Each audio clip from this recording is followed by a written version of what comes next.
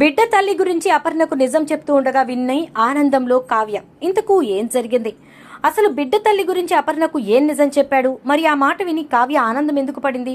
అసలు ఏం జరిగిందనేది వీడియోలో చూసి తెలుసుకునేద్దాం. బ్రహ్మముడి అప్కమింగ్ ఎపిసోడ్స్ లో ఏం జరగబోతోందనేది ముందుగా తెలుసుకోవాలనుకుంటే వీడియోని లైక్ చేసి ఛానల్ ను సబ్స్క్రైబ్ చేసి పక్కనే ఉన్న బెల్ ఐకాన్ లో ఆల్ ట్యాప్ చేయండి. ఇక మొత్తం మీద చూసుకున్నట్లయితే కనుక కావ్య అయితే బిడ్డకు తండ్రి రాజ్ కాదు అనే విషయం తెలిసేసుకుంది. కానీ బిడ్డ తల్లి ఎవరి బిడ్డను తీసుకొచ్చి ఈయన నా కూతురు అని చెప్పి నా కొడుకు అని చెప్పి చూపించారు? అసలు ఆ అవసరం ఈయనకి ఏమొచ్చింది? ఈ విషయాలన్నీ కూడా ఆలోచిస్తూ కావ్య చాలా టెన్షన్ పడుతూ ఉంటుంది. ఈలోపే బిడ్డకు బాగోకపోవడం, దానికోసం అని చెప్పి బిడ్డ తల్లిని తప్పకుండా తీసుకురావాల్సిందే అని చెప్పి డాక్టర్స్ చెప్పడంతో కావ్య కాస్త ఉపశమనం పొందుతుంది. ఎస్, నిజంగానే ఇప్పుడు డాక్టర్ చెప్పిన దాన్ని బట్టి ఖచ్చితంగా బిడ్డ తల్లిని ఆయన తీసుకురావాల్సిందే అని చెప్పి అనుకుంటుంది. ఇక ఇంటికి వెళ్తారు అందరూ కూడా. అలా ఇంటికి వెళ్లిన తర్వాత ఏం జరిగింది అని చెప్పి ఇందిరాదేవి ఇంకా అపర్ణ అడిగేసరికి సుభాష్ అయితే బాబుకి తల్లిపాలు కావాలట, తల్లి స్పర్శ కావాలట అని చెప్పని అంటే, ఏంట్రాజిది, ఆ బిడ్డ ఉసురు మన ఇంటికి తగలాలా? ఆ బిడ్డ తల్లిని తీసుకురా రాజ్, లేకపోతే ఆ తల్లి దగ్గర ఈ బిడ్డనన్నా వదిలేసిరా అని చెప్పి అంటుంది అపర్ణ. ఇంతలో ఇందిరాదేవి, అంత కర్కశంగా ఎలా మారిపోయావురా, నాకు అర్థం కావట్లేదు, నేను చూస్తోంది నా మనవడు రాజునేనా అని చెప్పి అంటూ ఉంటుంది. ఇలా మొత్తం మీద ఎటు చూసుకున్నా సరే రాజ్కి ప్రశ్నల వర్షం కురుస్తూ ఉంటుంది. బాణాలు సంధించి ఒక్కొక్కరు ఒక్కొక్కటిగా వదులుతూ ఉంటారు. ఎవ్వరికీ సమాధానం చెప్పకుండా గదిలోకి వెళ్లిపోతాడు రాజ్. అలా వెళ్లినటువంటి రాజ్కి ఇక ఆలోచన వస్తుంది. ఎస్, నేను అనుకుంటుంది కరెక్టే. ఇప్పుడు గనక నేను ఆ బిడ్డ తల్లిని తీసుకొచ్చానంటే ఇంట్లో వాళ్ళంతా కూడా మూకుమ్మడి దాడి చేస్తారు. ఒక రకంగా బిడ్డని తల్లిని వేరు చేస్తారు. బిడ్డ ఒంటరి అయిపోతాడు. ఎందుకంటే కర్కశంగా ఆలోచించే మనస్తత్వాలుగా మారిపోయే ఇంట్లో వాళ్ళవి అని చెప్పేసేసి అనుకుంటూ బాధపడుతూ ఉంటాడు. ఈలోపు అపర్ణ రాజ్ అని చెప్పి గట్టిగా పిలుస్తుంది. ఆ అమ్మా అని చెప్పి ఇక రాజ్ కిందికి వెళ్తాడు. నీతో మాట్లాడాలి అని చెప్పి అనగానే గబగబా రాజ్ వెళ్తాడు.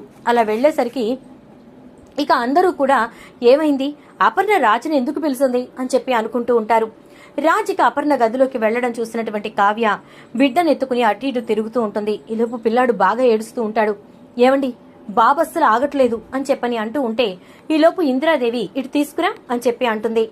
ఇక మందులు వేసావా అంటే వేసాను అమ్మమ్మగారు అని అంటుంది. సరే అయితే వాడిని ఇలా కాళ్ల మీద వేసుకుని పొట్ట మీద చక్కగా ఇలా పల్చటి గుడ్డ తడిపి వేయి అని చెప్పి చెప్తుంది.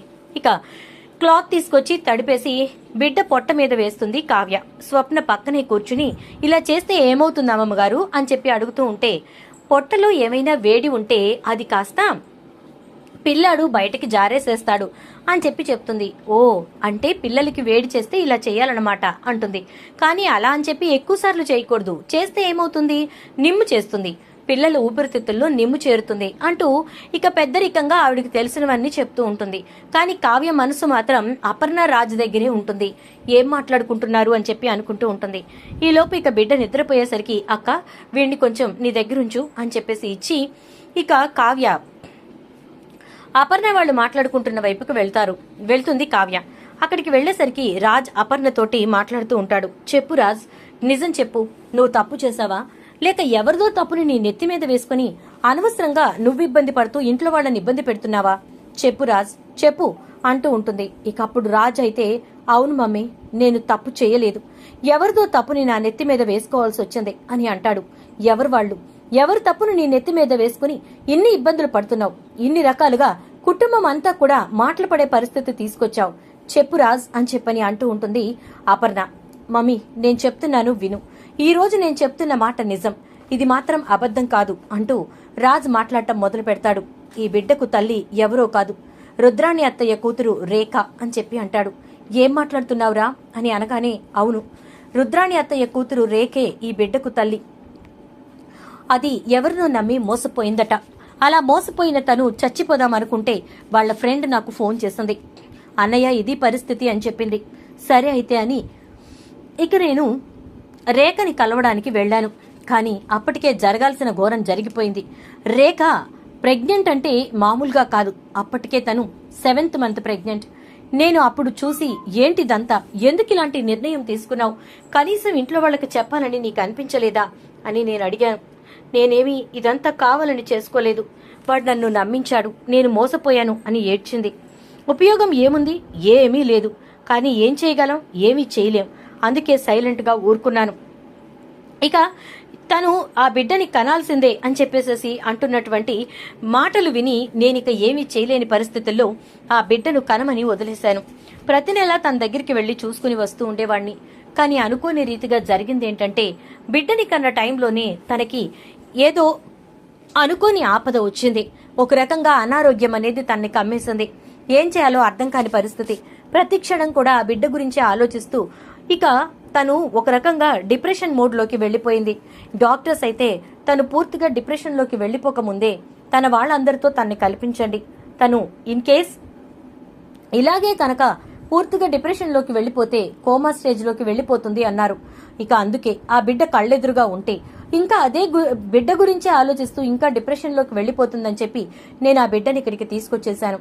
ఈ విషయం నేను చెప్తే రుద్రాణి అత్తయ్య ఖచ్చితంగా రేఖని ఇంట్లోకి రానివ్వదు సరికదా, రేఖని చంపేస్తానంటుంది. ఆ బిడ్డకు తల్లి లేకుండా పోతుంది. చంపినా చంపేంత మూర్ఖురాలు కదా అని చెప్పని అంటాడు. ఆ మాటలు విని అపర్ణ, పోనీలే సంతోషం, కానీ తీసుకొచ్చిన వాడివి ఈ ఇంటి వారసుడిగా, ఈ ఇంటి రక్తంగా పెరుగుతాడు అని చెప్పి ఎలా అంటావు అని అనగానే, అవును, ఈ ఇంటి వారసుడిగానే పెరగాలి, ఈ ఇంటి రక్తంగానే పెరగాలి అని చెప్పని అంటాడు. అలా ఎలా అంటావురా? ఎందుకంటావు? నాకు అర్థం కావట్లేదు అని చెప్పని అంటూ ఉంటే, ఎందుకంటే రాహుల్ వాళ్ళు చిన్నప్పటి నుంచి ఈ ఇంట్లోనే పుట్టి పెరిగారు కదా మమ్మీ అని చెప్పి అంటాడు. అయితే మాత్రం వారసత్వాన్ని ఇచ్చేస్తావా? ఎలా ఇస్తావు రాజ్? అది నువ్వు నేను సంపాదించింది కాదు, మీ తాతయ్య కష్టపడి సంపాదించిన వారసత్వం. దాన్ని ఎవరికీ ఇవ్వకూడదు. వాళ్ల తాత ముత్తాతల నుంచి వాళ్ళు ఆయనకిచ్చిన పేరు ప్రతిష్టల్ని, పేరు ప్రఖ్యాతల్ని నిలబెడుతూ ఆయన కష్టించి దానికి ఒక సార్థకతను తీసుకొచ్చారు. నువ్వు అలా చెయ్యకూడదు అని అపర్ణ రాజుకి చెప్తూ ఉంటుంది. ఇదంతా విన్నటువంటి కావ్య ఒక్కసారిగా షాక్ అయిపోతుంది. అంటే అసలు విషయం ఇదన్నమాట. ఈ విషయాన్ని దాచిపెట్టి నన్నేమో ఈ బిడ్డకి ఆయాని చేసి రుద్రాణి అత్తయ్య మీద నేను ఏమన్నా అంటానేమో, ఎట్టి పరిస్థితుల్లోనూ రుద్రాణి అత్తయ్యని ఇంట్లో నుంచి బయటికి పంపకూడదు అనే ఆలోచనలతో ఇలాంటివన్నీ చేస్తున్నాడనమాట అని అనుకుంటూ ఇక అక్కడి నుంచి వెళ్లిపోతుంది. అలా వెళ్లిపోయిన తర్వాత ఇక కావ్య ఆ బిడ్డని ఇక రుద్రానికి అలవాటు చేయాలని చెప్పని అనుకుంటుంది. రాహుల్ని పిలిచి ఒక్కసారి బిడ్డను ఎత్తుకో అంటుంది. నేనెందుకు ఎత్తుకుంటాను? అపర్ణ అత్తయ్య నన్ను తిడుతుంది అని చెప్పని అంటే అపర్ణ చూస్తూ ఉంటుంది. పర్వాలేదు ఎత్తుకో, ఏమనర్లే అంటుంది. అయినా నేనెందుకు ఎత్తుకుంటాను అనగానే, అయితే రుద్రాణి గారు మీరెత్తుకోండి అంటుంది. నాకేం పని? నేనెందుకు ఎత్తుకుంటాను? స్వప్న కడుపున పుట్టిన వాళ్ళనైతే నేను ఎత్తుకుంటాను అనగానే, ఏ మీ కూతురు కడుపున పుట్టిన వాళ్ళనైతే ఎత్తుకోరా అని అనగానే, నా కూతురికి పెళ్లి చేసి దానికి బిడ్డ పుట్టినప్పుడు ఎత్తుకుంటాలే అని అంటుంది ఇక రుద్రాణి. ఆ మాటలు అనేసరికి ఇక వెంటనే కావ్య అయితే, మీ కూతురు బిడ్డ అనుకుని ఎత్తుకోండి, ఏమి కాదు అని అనగానే ఇక రాజ్ వచ్చి, కళావతి పద అని చెప్పని అంటూ ఉంటే, ఆగు రాజ్, ఎందుకలా మాట్లాడుతుంది? అసలు నా కూతురు గురించి అలా ఎలా మాట్లాడుతుంది? దానికి ఇంకా పెళ్లే కాలేదు అని చెప్పని అంటూ ఉంటే, తల్లవడానికి పెళ్ళవసరం లేదుగా అని అంటుంది. కావ్య అలా ఎందుకు మాట్లాడుతుందంటే, ఎదుటి వాళ్ళు ఏదైనా చిన్న తప్పు చేస్తే వెంటనే అందులోకి వచ్చేసి ఈ తప్పు జరిగింది మీ వల్ల అని చెప్పి అనేసి ఇలా అనేక రకాల మాటలు మాట్లాడుతుంది రుద్రాణి. అలా మాట్లాడే రుద్రానికి కౌంటర్ ఇచ్చే టైం వచ్చినప్పుడు ఖచ్చితంగా కౌంటర్ ఇవ్వాలి అని నిర్ణయించుకుని కావ్య అలా మాట్లాడుతుంది. అది తెలిసే అపర్ణ సైలెంట్ గా ఊరుకుంటుంది. ఇక అలా అన్న తర్వాత సైలెంట్ గా ఇక కావ్య రాజ్తో పాటు పైకి వెళ్లిపోతూ ఉండగా అపర్ణ ఇద్దరినీ చూస్తూ ఉంటుంది. అంటే కావ్యకి కూడా నిజం తెలిసిపోయింది. అయినా కూడా ఆ విషయం గురించి ఏ మాత్రం ప్రస్తావించకుండా రుద్రానికి బుద్ధి చెప్పాలనుకుంటోంది అని అనుకుంటూ ఊరుకుంటుంది. ఇక తర్వాత రోజున రుద్రానికి ఫోన్ వస్తుంది. మమ్మీ అని చెప్పి అనగానే, రేఖ ఎలా ఉన్నావు, ఎక్కడున్నావు అని చెప్పని అంటుంది. కూతురు ఎక్కడుందో కూడా తెలుసుకోలేని పరిస్థితుల్లో ఉన్న తల్లివి నువ్వు అని అంటే, అలా కాదమ్మా, నువ్వెక్కడున్నావో చెప్పు అని అడగగానే, నేనెక్కడుంటాను, ఎక్కడ ఉండను, ఎక్కడుండాలో అక్కడే ఉన్నాను. పిల్లాన్ని ఎత్తుకోమంటే ఎందుకు ఎత్తుకోలేదు అంటుంది. నీకెలా తెలుసు?